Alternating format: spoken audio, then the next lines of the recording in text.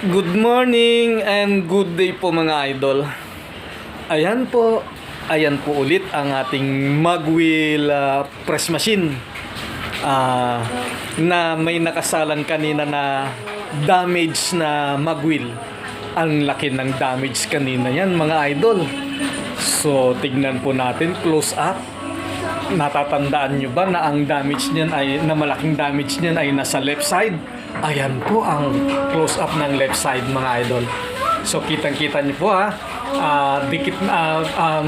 normal na po ang distance ng ating pointer sa gilid ng mugs. Ayan po, matutuwa na po si customer niyan dahil parang hindi na damage ang kanyang mugs. Check po rin natin yung kabila. Ayan po, kitang-kita po na ang distance ng pointer sa gilid ng mugs ay uniform na po, hindi na po nagbabago. Ayan po, nakita nyo naman po kung gaano na siya ka-perfect ngayon.